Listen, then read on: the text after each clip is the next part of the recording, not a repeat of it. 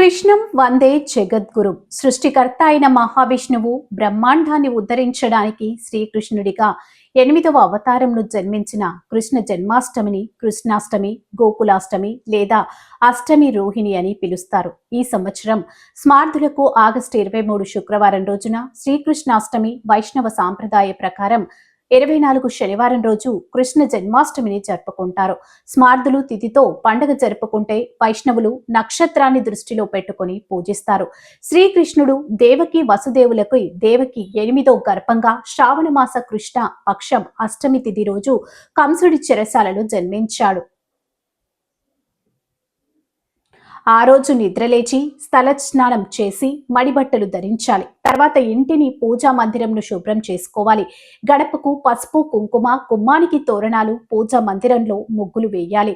ఉపవాస దీక్షలు. కృష్ణాష్టమి నాడు భక్తులు పగలంతా ఉపవాసం ఉండి సాయంకాలం శ్రీకృష్ణుణ్ణి పూజిస్తారు. శ్రావణ మాసంలో లభించే పళ్ళు, శొంఠి, బెల్లం కలిపిన వెన్న, పెరుగు, మీగడ స్వామికి నైవేద్యంగా పెడతారు. ఊయలలు కట్టి అందులో శ్రీకృష్ణుని విగ్రహాన్ని పడుకోబెట్టి ఊపుతూ రకరకాల పాటలు, కీర్తనలు పాడతారు. వీధుల్లో ఎత్తుగా ఉట్లు కట్టి పోటీపడి వాటిని కొడతారు. అందుకే ఈ పండగని ఉట్ల పండగ లేదా ఉట్ల తిరునాళ్ళ అని పిలుస్తారు. పసుపు, కుంకుమ, గంధం, పుష్పాలతో పూజకు ఉపయోగించే పటంలకు పసుపు, కుంకుమ, గంధం, పుష్పాలతో అలంకరించుకోవాలి.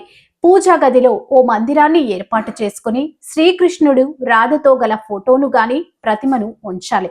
ఇంతలో పూజకు పసుపు రంగు అక్షింతలు, కదంబ పుష్పములు, తులసి మాల, సన్నజాజులతో మాల, నైవేద్యానికి పానకం, వడపప్పు, కమలాకాయలు వంటివి సిద్ధం చేసుకోవాలి. దీపారాధన తదనంతరం మధ్యాహ్నం 12 గంటలకు పూజను ప్రారంభించాలి. కంచు దీపంలో కొబ్బరి నూనె పోసి 5 దూది వత్తిలతో దీపమును వెలిగించాలి. దీపారాధనకు ఆవి నేతితో హారతి సిద్ధం చేసుకోవాలి. నుదుటన సింధూరం ధరించి తూర్పు దిక్కున తిరిగి ఓం శ్రీకృష్ణ పరబ్రహ్మణే నమః అనే మంత్రాన్ని 108 సార్లు జపించాలి.